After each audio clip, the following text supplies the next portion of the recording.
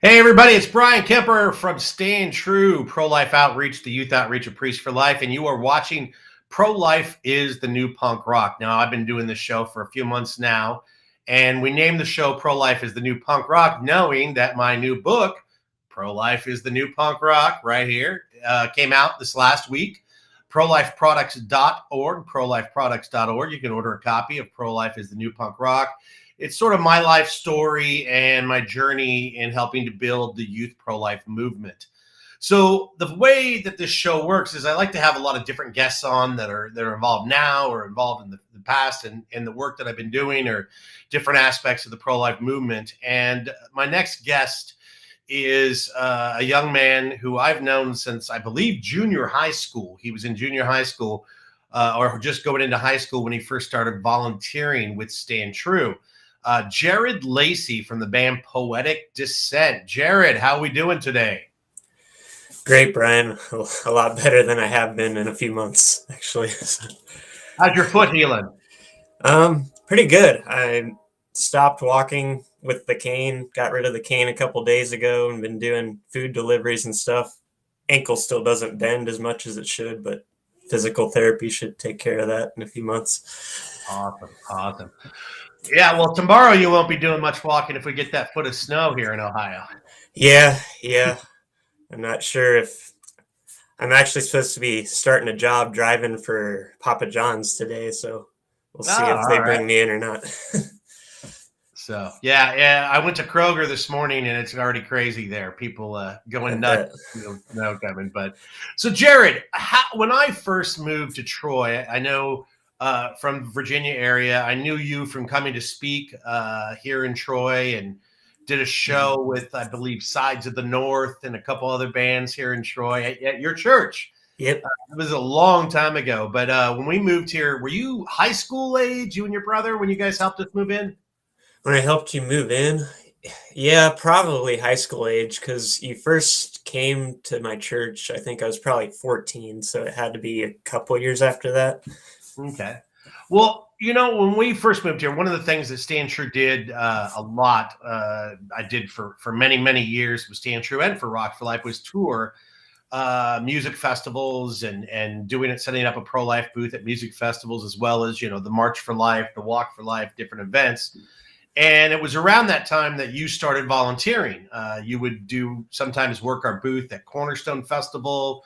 I know your band went out there to play Generator Stages. Your old band, Mayfly, say Miss May, another band from the area, but you would come along. What made you first interested in getting involved with the work of Stand True and the pro-life work that we do in general? What was it that really got you wanting to volunteer your time?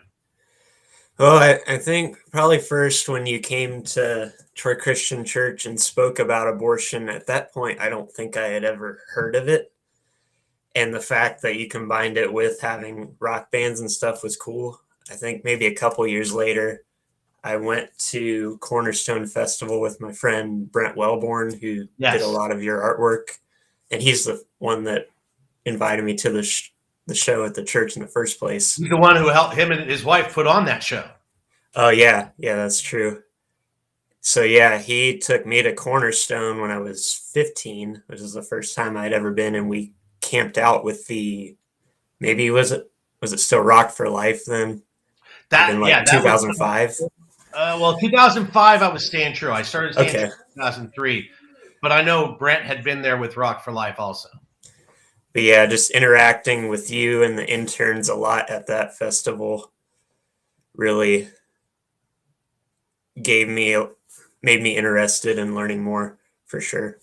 Well, you were raised in a family that had Christian beliefs. I know your father is a strong man and very pro-life, and I'm sure that you probably, like a lot of kids, had backlash from parents when they first got involved in pro-life. That probably wasn't the case with you, knowing your dad. No. So, Jared, when you started, I would say this is what's probably something that the pro-life movement needs more people like you. And one of the things is, honestly, the amount of hours that you have put in volunteering for pro-life, whether it be at the March for Life, the Walk for Life, and music festivals and such.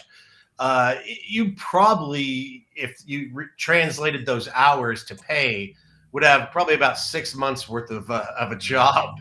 Oh, that would have been Fact nice. you gave of your time freely, and Mhm. and you're one of those people that when you were asked to do something, when you're asked to go somewhere, you don't ever argue.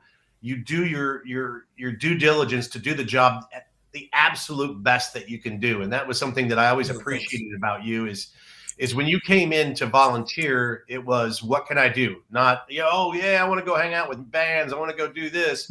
You came and you wanted to do work, and I really appreciate that, Jared. And I think that the pro-life movement, they see like me or Father Frank or Lila Rose or Kristen Hawkins or Abby Johnson and all this stuff. It's our job, but we couldn't do what we do without people like you.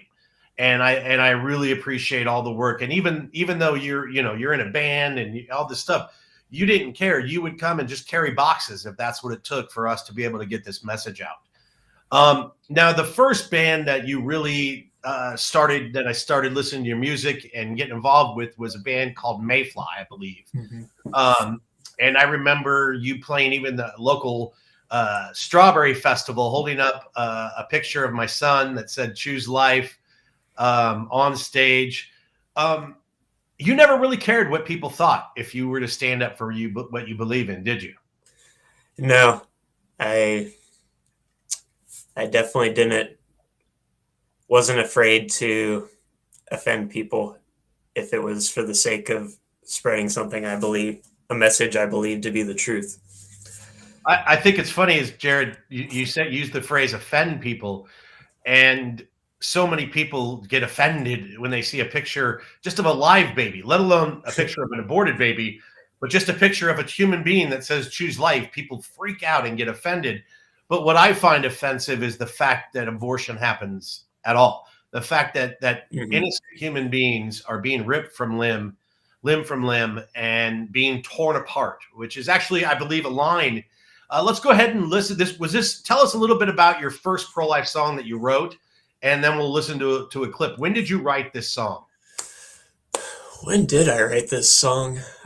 Um, it had to be at some point in my mid-20s. I mean, going to the March for Life with you a lot throughout those like 10 years or so, I got to hear a lot of speakers talk about abortion, so it was definitely on my mind a lot then, to the point where I wanted to write a song about it. And I wrote it from talking about like a young couple that had an abortion. Were trying to justify why it was okay, and then like the regret, the conviction that followed after they aborted their child. And this is "The Line That Separates" by Mayfly, Yes. correct? All right. Let's go ahead and play a clip, maybe 30 seconds or so. I'll tell people it's a little bit harder music, but this show is Pro-Life is the New Punk Rock. But let's go ahead and play a little bit of your old band, Mayfly, "The Line That Separates."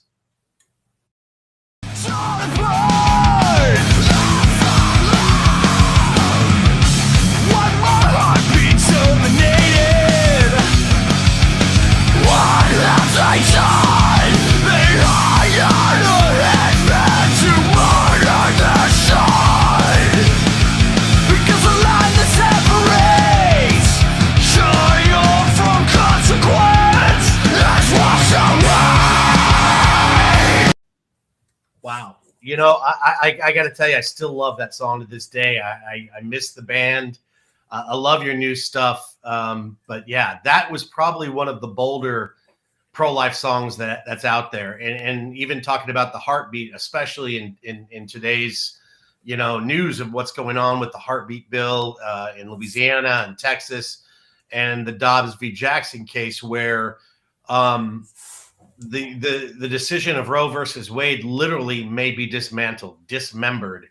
And we should find out by June. We really do believe that this Supreme Court case will be dismantled, and that babies will be protected in so many states because of this. That's awesome.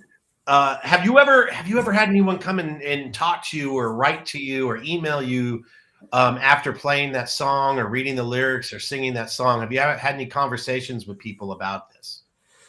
I don't know if I really have. I've seen had a few comments on YouTube that were either like, wow, that's really awesome, you're speaking up about it, or a couple of people who were a bit mad about it. But I don't And I know. don't understand what they're mad about, because if this is it's just speaking truth. Heartbeats are stopped, limbs are ripped from bodies. I mean, why is it that you would be mad about speaking truth? That's what I don't get. It's like if people think abortion is this great, wonderful thing, a sacrament, so to say, why are they afraid to be called pro-abortion?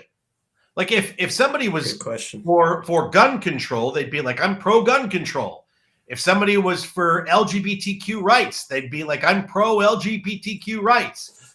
But for some reason, when it comes to abortion, they have to whitewash it. They have to find a word that seems soft and nice and palatable, like choice, because they don't want to say, I'm pro-abortion. And the reason for that is there's a stigma, as there should be, on abortion. And all you do in that song, to me, is point out facts. Point out facts. What are your thoughts on that, Jared? I guess going back to like the one negative comment I saw on the song, it was just they were afraid it would do further psychological damage to women who've already had abortions or something. And that's something, Jared, that as the many years that you've been involved with us know very well. One of our other ministries that part of our family at Priest for Life is Rachel's Vineyard. Mm-hmm. And seeing this is the largest post-abortion or after-abortion healing ministry in the world, is Rachel's Vineyard. And it's a big part of, I don't think you've probably ever worked one of our booths where we didn't have a lot of stuff about Rachel's Vineyard on the booth. Yeah. It's something that we truly believe very strongly in, is not to condemn these women that have been through it, but to show them the grace of God and how much he loves them and how much he will forgive them 100%, wipe their sins white as snow. And I know that you've worked our booth many, many, many times, at different events. I guess I wonder, Jared, because I look at that and people will make that comment. Well, you might offend someone. You might do that. But the fact is, I can't even begin to count how many times at a booth or an event where somebody has come up and told us that because of our booth, because of a brochure that they've read, because of talking to someone at our booth, they ended up changing their mind about abortion. And I know you've been there when that's happened. And to think about that, that's a life. That's a human being alive. I think probably one of my favorites, and there's so many, and it's hard to pick one, but there's one, and I don't remember if you were there. I think you may have been. We were at Soul Fest. And that day it had flooded. It literally, like, we were standing in about 8 inches of water behind our booth.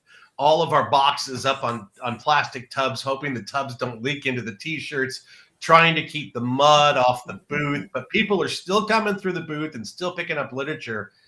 And this young woman walks up to me, and he's like, Bryan, you don't remember this, but I would say about 2-3 years ago, I came to your booth to argue with you, and I was trying to debate you. And then at the end, I told you that nothing you said matters, and I'm going to go and I'm going to have an abortion, and nothing you can do will ever change my mind.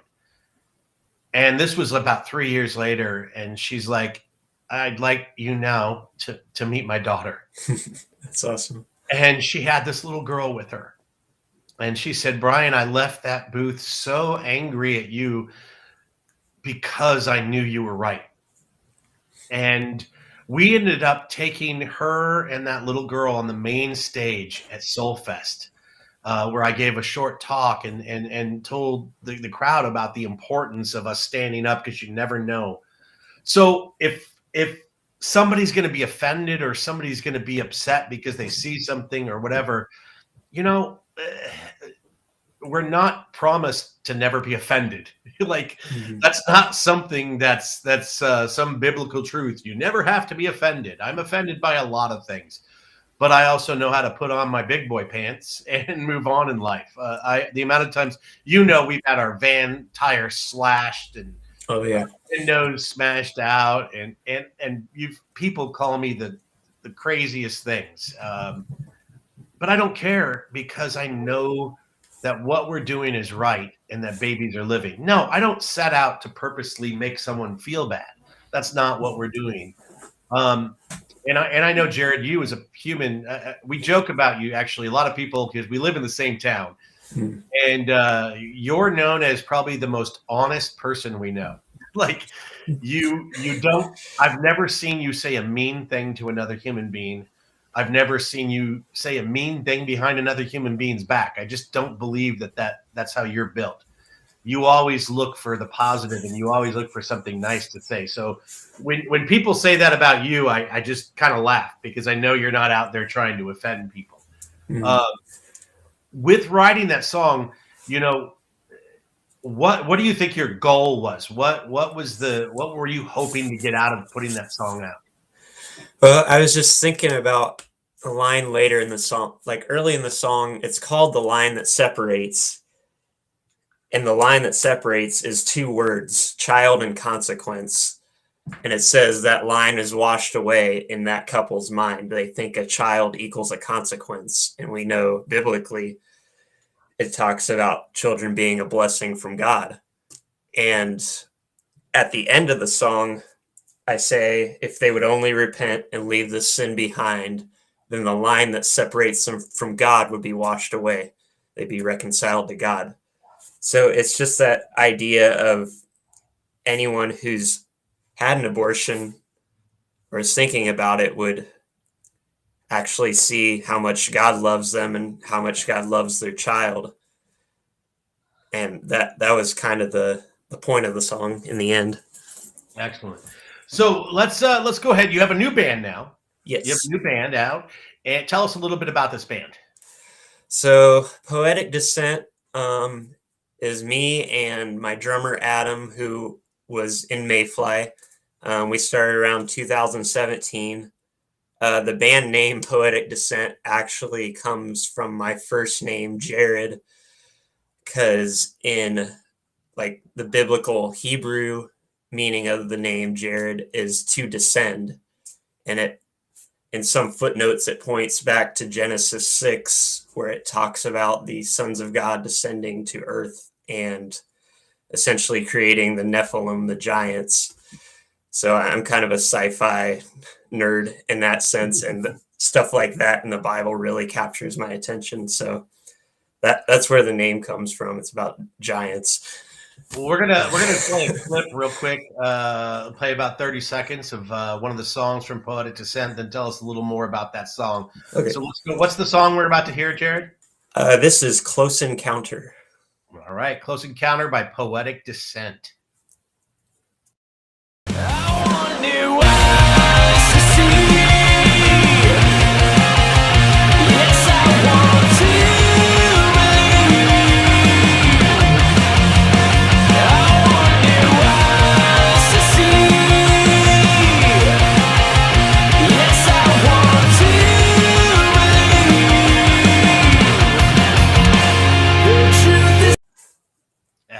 Awesome. Love. Was that your brother on guitar?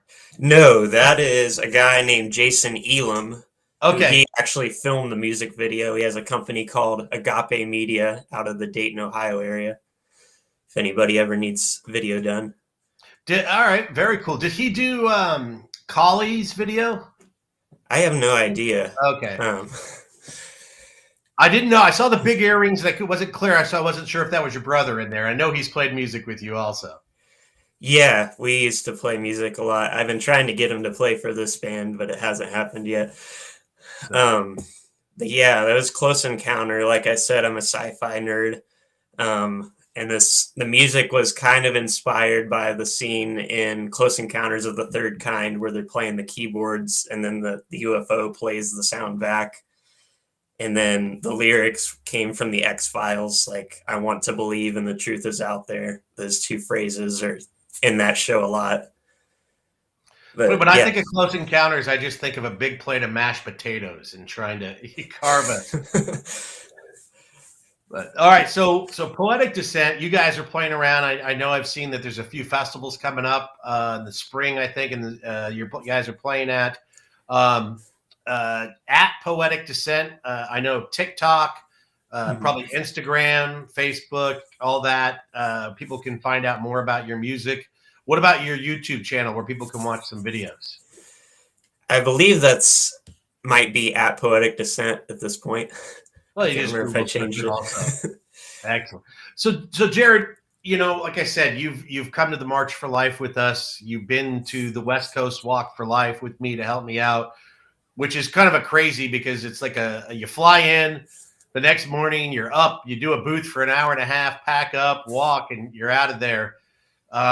Now, what would you tell me? Maybe one or two of your favorite memories of working a booth, whether it's the Walk for Life, March for Life, a music festival, conversation you've had. I know if you were to pick your number one favorite memory, it's probably going to In-N-Out Burger in San Francisco. But let's stick to it.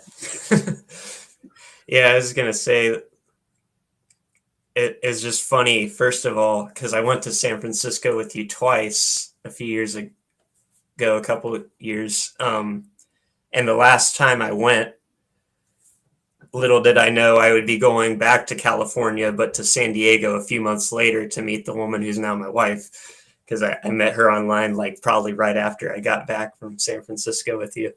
So that's definitely a memory. That's a good memory. But what about working the booth? Maybe a conversation. Some of the past interns. You have friendships now that have gone back 15 years and longer from that time. Yeah, man. I'm trying to think of something specific. For me, it was just interesting because I was raised Protestant. I was immersed in a very Catholic culture going to the March for Life, which it was new to me. And a lot of your interns also identified with that faith. So it challenged me just being at the booth, talking to them about what they believed versus what I believed and rethinking some things. I think the pro-life movement, honestly, Jared, has probably been one of the greatest bridges between Protestant and Catholic churches and people as we have seen this common enemy, abortion. We have seen something that is so evil and so destructive that we have come together and realized we all love Jesus. And that's what the key message is. And yes, we have different thoughts and opinions on different things and doctrines and such. But when I look at you, I see someone who I know is a sinner who loves God, and you're very open and very honest about what goes on in your life. And I think that's what makes you one of my most trusted people. I know that there are very few people in the world I could hand a bag of $10,000 cash to after a big giant music festival, and I know that you're not going to do anything but get that to where it belongs. Not saying I've handed you 10,000, but there's been a lot of money and different stuff from booths and stuff. But you're somebody that I know that loves God with all their heart, and I'm so excited that God has blessed you with an amazing young lady, your wife now, and that's so exciting. But yeah, definitely.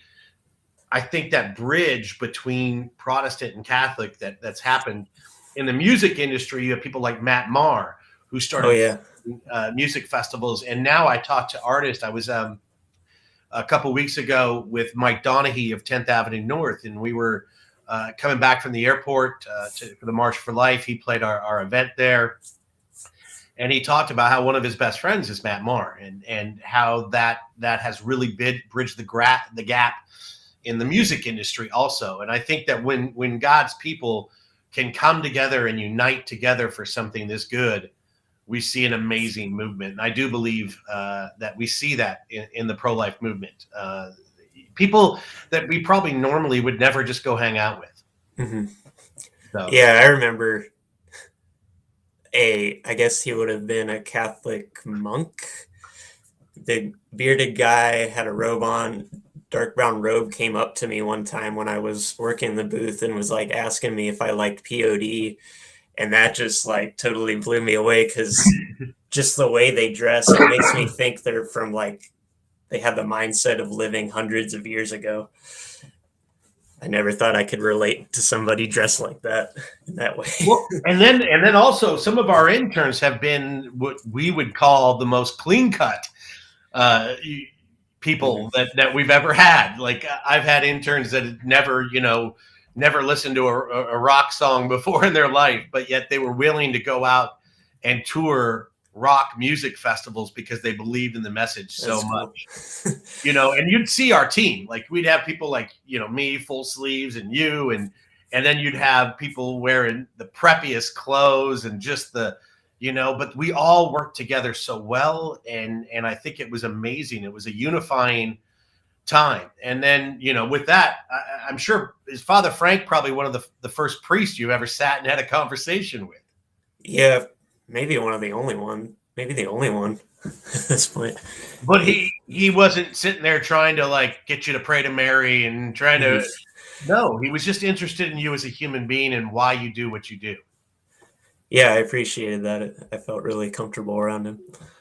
Yeah, he was one of the. I used to sit at the Hyatt Regency before we changed hotels. If you remember the old hotel for the March for Life. Yes. I used to sit in the lobby and just ask him questions and talk to him, and it was just amazing because he was just always so friendly and just willing to sit and have a conversation, and it was amazing. But he's somebody that taught me a lot about God and about loving each other. So, Jared, we're actually almost out of time. I've got about 3 minutes left, and I want to talk about a couple things at the end.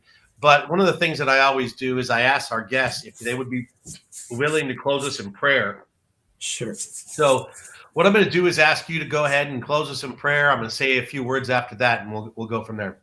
Okay.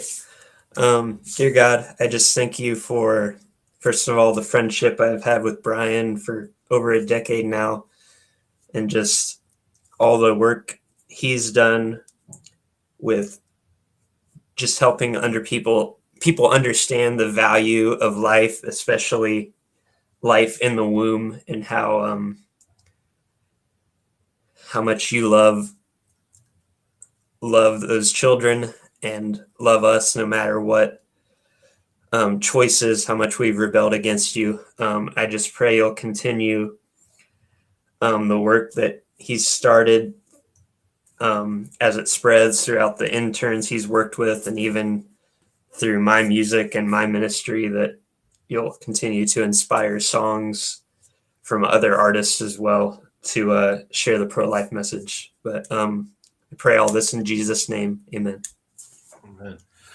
Well, everybody, it's been an amazing time having Jared here. Like I said, I've worked with Jared since he was 13, 14 years old. And how old are you now, Jared? I will be 32 on Saturday. 32 on Saturday. Well, happy birthday. Happy birthday.